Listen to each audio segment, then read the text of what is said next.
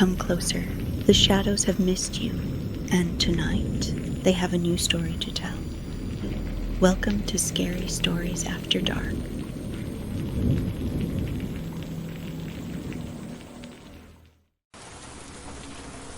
Rain clung to the crooked roof like black moss. Inside the manor, flashlights jittered across rotting wallpaper and a dozen claw marks in the plaster. Derek Hale, 27, ghost hunter YouTuber with 500,000 subscribers, whispered to his camera, "Welcome to the infamous Graves Point Manor. Locals say she still walks these halls." His voice trembled even though he grinned at the lens. From somewhere upstairs came a sound like teeth grinding on wood. He chuckled nervously. Creepy old pipes. Always the pipes. His flashlight flickered. The hallway had gotten longer. No doors, just a corridor stretching into shadow. "No way," he breathed. He spun to go back and slammed face first into a locked iron gate where the foyer had been seconds ago. "Hello?" His voice cracked. "If anyone's here, I'm..." A hand clamped over his mouth. Long, bony, clawed. Ice cold. She floated out of the dark like a smear of smoke, gaunt, skin sloughing off in gray flakes, teeth like a wolf's skeleton grinning too wide, black voids where her eyes should be, a widow's veil draped from her skull like wet tar. The camera dropped to the floor. She pried his jaw open with fingers like knitting needles, the sound of tendons stretching. Derek convulsed as a black mist poured into him, flooding his throat, his lungs. His pupils blew wide. "No," he rasped. Not her." From the end of the corridor shuffled his mother. Dead 3 years. Her face was gray and caved in, whispering his childhood secrets. She came closer and closer until her lips brushed his ear. "I know what you're afraid of." Derek screamed, clawed at his own eyes, and collapsed. The widow's smile stretched even wider. The mist poured back out, thick and wet, slithering across the floor like spilled ink. Somewhere, a grandfather clock chimed 3:33 a.m. All the lights died.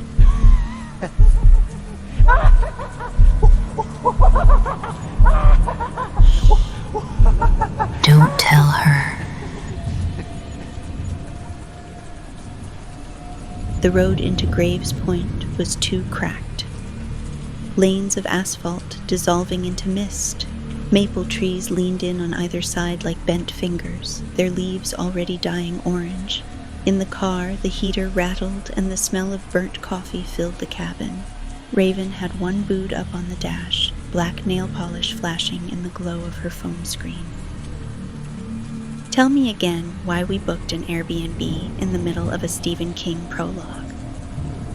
"Because," Devin said, swerving around a pothole the size of a coffin, "we're content, hungry masochists who can't say no to a creepy Groupon." Nick snorted from the back seat, purple streaks in her hair catching the weak daylight. "Speak for yourself. I just came for the free Wi-Fi and the chance to haunt a ballroom." "Ballroom?" Salem perked up from behind his oversized thermos.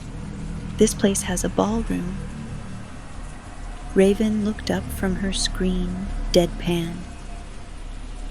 "Salem, the listing also said rustic charm. You know what else is rustic charm? Rabies." They all laughed, a bright, ridiculous sound muffled by the fog pressing against the windows. Devin cranked up a playlist of old horror movie themes. Somewhere in the distance, a bell tolled. Nix peered out the window. "This town feels like a postcard from a funeral. People actually live here?" "Population 813, Devin said. "Fun fact, It hasn't changed in 10 years. Literally, like census numbers frozen. Raven leaned back, dark eyes glittering. I'm sure that's totally normal and not culty at all. As they crested a hill, the manor rose out of the fog, a sprawling Victorian monster of iron balconies, shuttered windows, and stone gargoyles slick with rain, a wrought iron gate marked with a rusted brass plate. The Widow's Rest.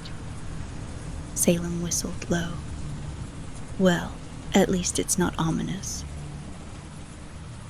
Inside the gate, the driveway coiled up to a front door big enough to swallow a car.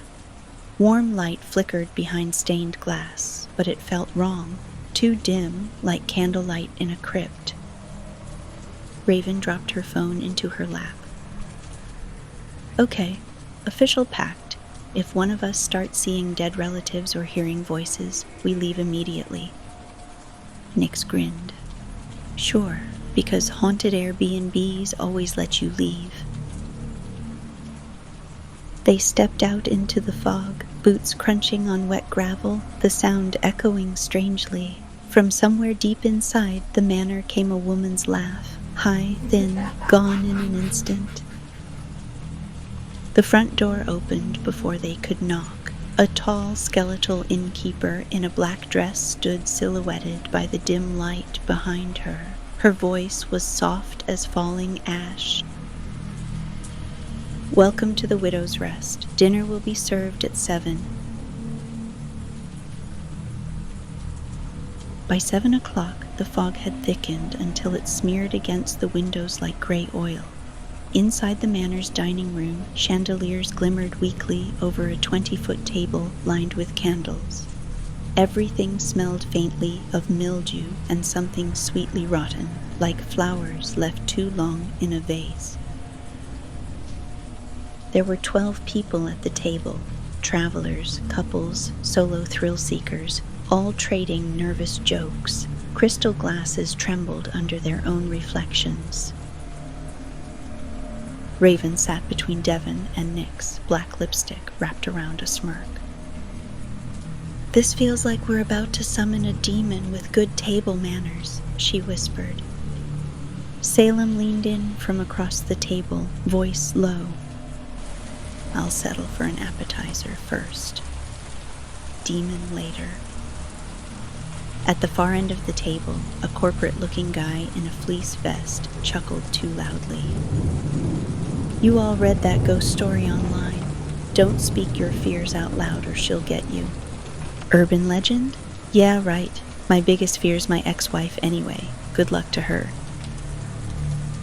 A ripple of laughter. The innkeeper glided along the table, refilling wine glasses with a liquid the color of bruises. Her eyes lingered on each guest for a beat too long. Eat, she murmured. You'll need your strength. The corporate guy raised his glass in a mock toast. To the widow of Graves Point, he said. May she? His voice cut off with a wet snap. His jaw had locked open, stretching wider, wider, tendons straining like violin strings. A thin black mist seeped between his teeth, curling toward the ceiling like ink in water. His eyes rolled back white. Every candle flickered. The air smelled like burning hair. He slammed both hands on the table, claws scratching his own face, and gasped one final word. Mom. Before his body jerked, convulsed, and collapsed onto the floor. The mist poured out of his mouth and snaked under the tablecloth. For a heartbeat, no one moved. The sound of a grandfather clock ticked in the hall. Then the innkeeper smiled, sharp and wrong. Please remain seated, she said. The doors are already locked. Every window slammed shut at once with a sound like breaking bones. Iron gates clanged into place on the outside. One of the guests screamed. Someone else bolted for the door and found it sealed, the wood pulsing as if alive. Raven's hand found Devin's under the table. What the hell was that? She hissed. Nyx's eyes darted toward the empty head of the table. "I think," she whispered, "we just spoke our first fear out loud." From somewhere in the manor came that same high, thin laugh they'd heard at the door, only now it was closer, slipping under their skin. The candles guttered, the mist rose higher, and then the lights went out. The dining room was a crime scene of silence. Candles hissed and guttered out one by one until only a single flame remained at the far end of the table, throwing a sickly orange light over overturned glasses and a body cooling on the floor. The mist had vanished under the doors. No one ate. "We should move," Raven said finally, her voice low and sharp. "Sitting here is how people die in horror movies." Devin gave a quick, humorless laugh. "Sitting here is how people die in this movie." The innkeeper had disappeared, so had the other staff. Only the 12 guests and the locked doors remained. Someone tried the front door again. It didn't budge. The iron gates outside were welded shut. Nyx tugged Raven's sleeve. "We should see if there's another way out.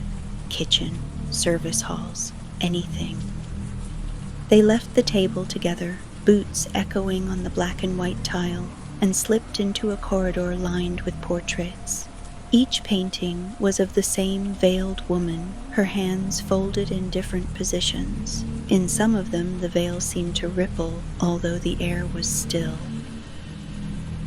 Salem pulled his thermos out of habit, took a gulp, and whispered, "This is like Clue, but the dead version.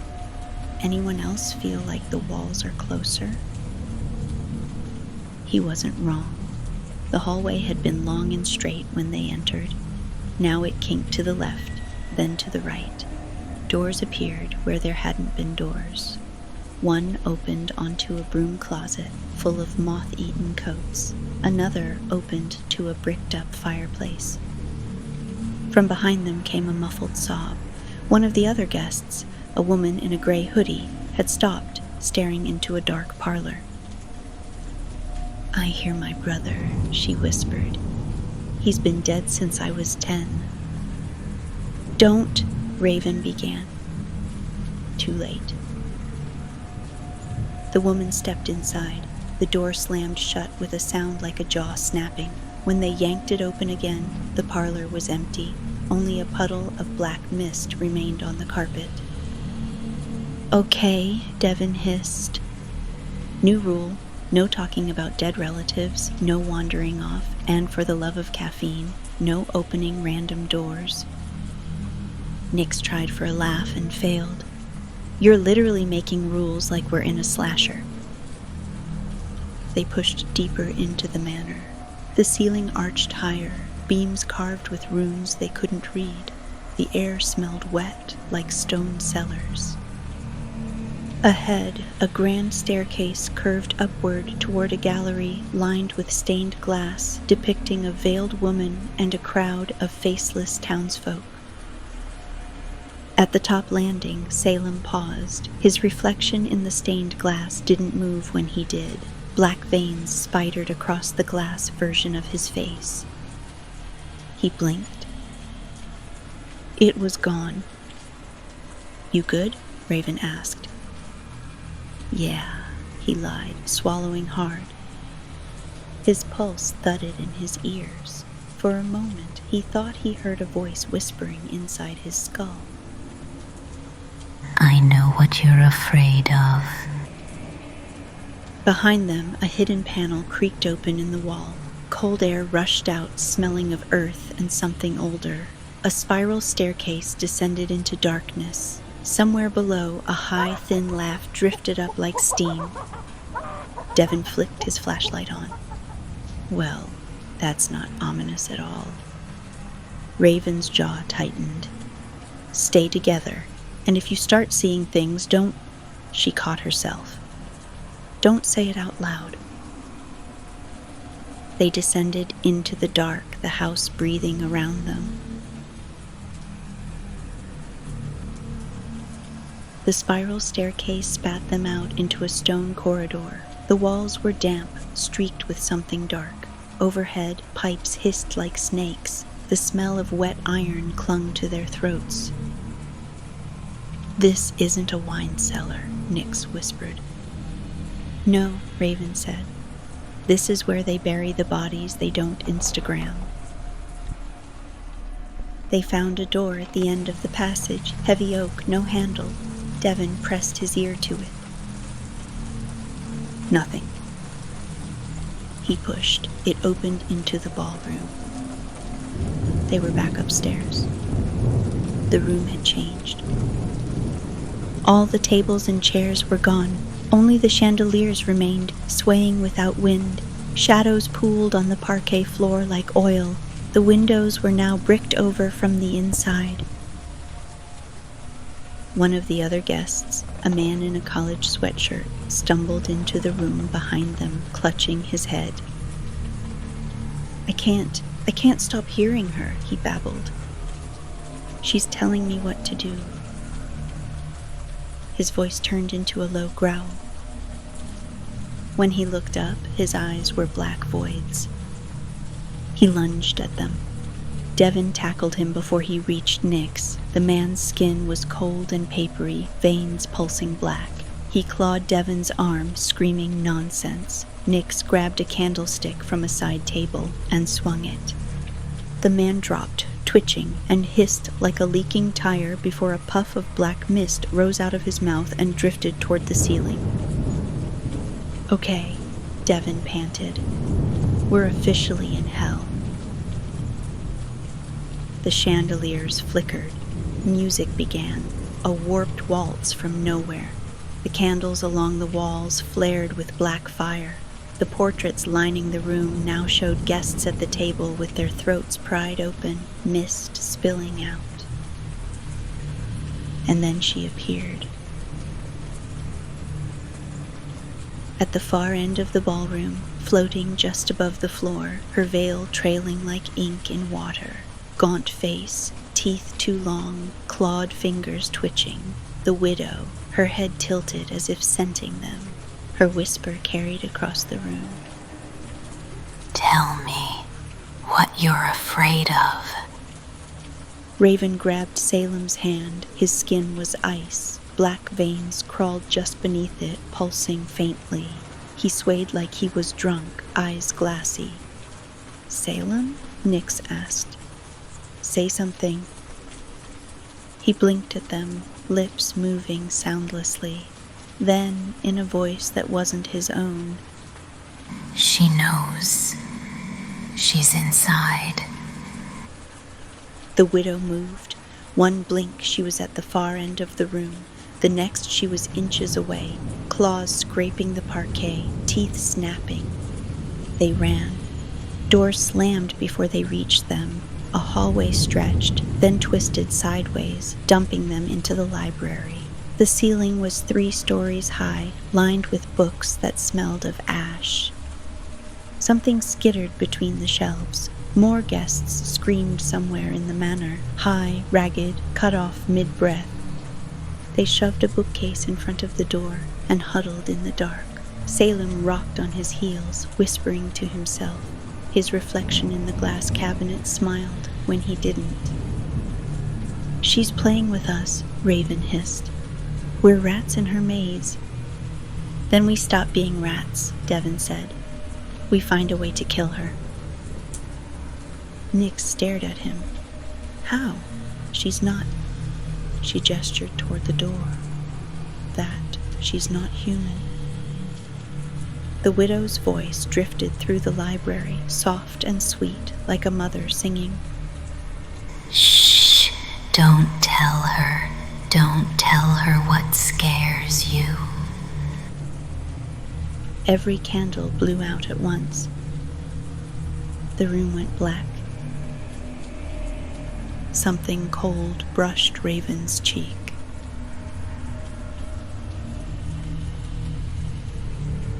They barricaded themselves in a servant's lounge at the far end of the library, a low-ceilinged room with cracked tile and a single flickering bulb. Dust coated everything. Someone had scrawled, "Don't tell her," across the walls in fingernail-deep gouges. Raven pressed her back against the door, palms sweating. "Okay," she said, voice sharp but shaking. "We regroup. We figure this out. We do not split up." Nyx crouched by the hearth, hugging her knees. Her eyeliner had run, black streaks down her cheeks. "She's not just killing them," she whispered. "She's eating their fears, making them see things. I heard someone screaming my name in the hallway and it wasn't anyone here." Devin sat on an overturned crate, breathing hard. His shirt sleeve was torn where the possessed guest had clawed him. He pressed a cloth to it, eyes fixed on the floor. "We've seen enough horror movies to know how this ends," he muttered. "She's picking us off one by one." Salem stood by the window, staring out through iron bars at the fog. He hadn't spoken since they fled the ballroom. The veins under his skin were darker now, threading up his neck like ink in water. He touched his temples as if his skull were too tight. Raven crossed the room to him. "Salem, talk to me." He flinched at her voice. "She's in here," he murmured, tapping his head. "Whispering, showing me things. My father, standing in the hallway, only he's dead and his mouth is full of teeth." Nyx's head snapped up. "Don't say—" "I didn't tell her," Salem said quickly, eyes wild. "I didn't." Devin looked at Raven.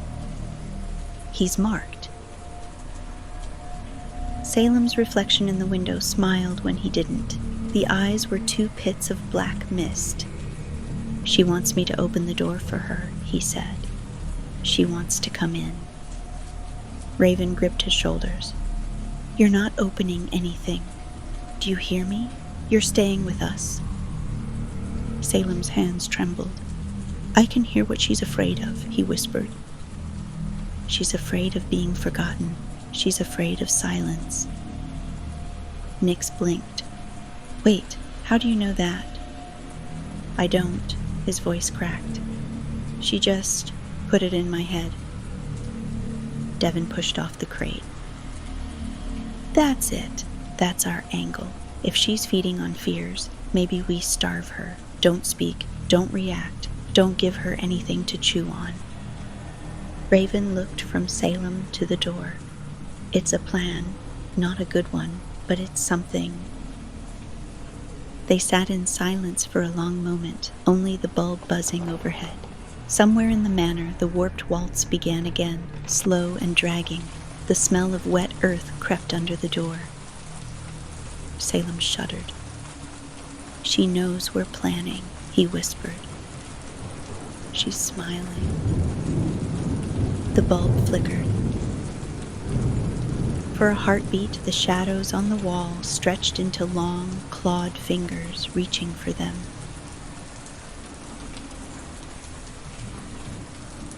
For a few minutes the servants' lounge held. The bulb hummed, the door stayed shut, and all four sat in brittle silence. They'd agreed. No more talking, no more jokes, no more naming fears. Just sit, breathe, and wait for daylight. Then the bulb popped. Darkness swallowed them. Nyx's phone screen glowed faintly. In its light, the words on the walls had changed. They no longer read, "Don't tell her." Now they spelled in wet black letters, "Tell me what you're afraid of." Salem started to shake. His breath came in shallow gasps. His lips moved soundlessly. Black veins pulsed up his jawline and into his temples like spider legs.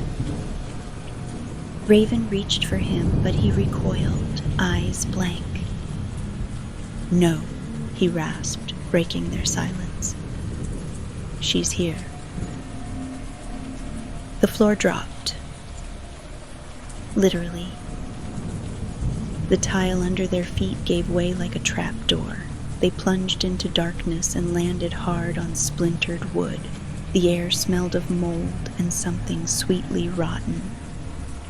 Bookshelves rose around them like monoliths, but this wasn't the library. This was a labyrinth of shelves, twisting and reforming, aisles closing behind them. Devin staggered up, flashlight sputtering. "We're still inside the house," he said hoarsely. She moved us. From somewhere beyond the shelves came footsteps, soft, bare, wrong. A child's voice whispered, "Raven," then Nix, then Devin. Each name in a different voice. "Don't listen," Raven hissed. "Just keep moving." They tried. The shelves shifted, closing off paths, opening new ones. Every aisle ended in another dead end. The smell of earth grew stronger. Salem stopped walking, his head tilted like a puppet's. His eyes were two black voids. "I can show her where you're hiding," he said in a voice that wasn't his. "I can open the door." "Salem," Nix grabbed him by the jacket. "Fight it." He blinked, and for a second his real eyes came back. "I'm trying," he whispered, tears streaking down his face. "She's in my mouth." Behind them, something moved between the shelves, a smear of darkness, claws dragging along the wood. The widow glided into view, veil trailing, teeth glinting. Her whisper rolled through the maze like a cold wind. "Tell me." Every light died. Only the black mist glowed faintly, swirling around their ankles. Devin grabbed a fallen iron rod from the floor. "Run," he hissed. "Now!" They bolted. Shelves slammed shut behind them like jaws. Books exploded off the walls in showers of paper. Salem stumbled, clutching his head, screaming in two voices at once. The widow's claws snatched the corner of his jacket, but Raven yanked him free, the fabric tearing in her hands. They burst into a hidden stairwell lit by a single swinging lantern. The stairs climbed up into darkness, the door behind them sealed with a heavy final thud. They climbed, breathless, hearts hammering. At the top they found a narrow landing and a single iron door. Above it, scratched into the stone, were the words, "Silence will not save you." Raven pressed her forehead against the door. "She knows," she whispered. "She's not playing anymore." Salem swayed on his feet, black veins crawling up his neck. "She's almost here," he said. "And she's so hungry." The iron door creaked open into the grand gallery above the ballroom. Stained glass windows loomed on every wall, each depicting the same veiled woman in different poses, arms outstretched, mouth open, claws bared. The glass glowed faintly from within, though no light touched it from outside. The gallery floor was slick with black mist. It curled around their ankles, climbing higher with every breath they took. "Don't stop," Raven whispered, dragging Salem by the arm. He was burning hot, sweat running down his face, the black veins spreading over his throat like roots. Devin shoved a table against the door behind them. "That'll buy us, 10 seconds? From below, the warped waltz thundered louder. The chandeliers in the ballroom shook violently, glass raining down like frozen tears. And then the windows in the gallery began to move. Each stained glass widow turned her head. Veils rippled, their painted mouths opened, and the sound of whispering voices filled the gallery, dozens layered on top of each other. The windows began to crack, spiderweb fractures bleeding mist. "Run!" Nick screamed. The first window exploded inward. A glass figure of the widow crawled through, shards for fingers, veil dripping like ink. Another shattered, then another, the gallery filling with living stained glass specters, all with the widow's face. They sprinted. Devin swung the iron rod, shattering one of the glass things to pieces, but the shards writhed back together, reforming. "This house doesn't end," Raven shouted, pulling Salem along. At the far end of the gallery was a massive set of double doors bound with chains. Beyond it, faint moonlight bled through the cracks, the real outside. The only way out. Nyx grabbed a candelabra from the wall and swung it like a weapon. "Cover me!" Devin and Raven held off the glass widows while Nyx smashed at the chains. Each swing sparked, the clang echoing like a scream. Salem fell to his knees, clutching his head, his voice breaking into two. "She says only one of us leaves," he sobbed. "She says—" "Shut up," Raven snarled. "You're not hers." The widow rose from the mist at the center of the gallery, taller than before, veil trailing like smoke, her teeth glinting like knives. The stained glass versions froze and bowed their heads. She tilted her head toward Salem. Clawed fingers beckoned. Salem's body jerked forward, as if pulled by invisible strings. "No!" Raven lunged, wrapping her arms around him. "You're not taking him." The widow hissed, a sound like rust tearing. She surged forward. The chains on the door snapped. Moonlight burst through as Nyx kicked the doors wide open. Cold air rushed in, shattering the mist. "Go!" Devin bellowed. They dragged Salem through the doorway, stumbling onto the gravel drive outside. The fog curled around them, but the house stayed behind, its windows blazing with black fire. The widow stood framed in the gallery doorway, veil writhing, claws scraping against the air. She did not cross the threshold. Instead, she smiled, wide, jagged, endless. Salem collapsed on the gravel, gasping. The black veins on his skin faded, but did not vanish. His reflection in the puddles of rainwater still smiled when he didn't. Raven knelt beside him, clutching his face. "We made it," she whispered, though her voice shook. "We made it out." But from the manor came her voice, echoing across the fog, soft and sweet as a lullaby. "Shh, don't tell her. I'll see you soon." The door slammed shut. The lights in the windows went dark. The house vanished back into the fog. The highway out of Graves Point was empty. No cars, no lights, just a ribbon of wet asphalt cutting through fog. The four of them rode in silence, the heater blowing lukewarm air that smelled faintly of mildew. Devin drove with both hands on the wheel, eyes fixed on the road. Nyx sat beside him, scrolling through her phone. No signal. Raven sat in the back seat, one arm around Salem, who leaned against her shoulder with his eyes closed. For a while, it almost felt like a normal drive home from a bad weekend. Almost. Then Raven noticed it. Every time they passed a road sign or a reflective mile marker, Salem's reflection in the glass of the window smiled at her. His real face stayed slack, exhausted. But the reflection's lips curved upward, teeth just a little too long. She swallowed hard and said nothing. At the next gas station, Nyx went inside to buy water. The clerk looked up and froze. "You folks from Graves Point?" he asked softly. Devin hesitated. "Yeah, why?" The clerk's eyes flicked to the window where Salem sat. "You should keep driving," he whispered. "Don't talk about what you saw. Don't tell her." Back in the car, they didn't speak.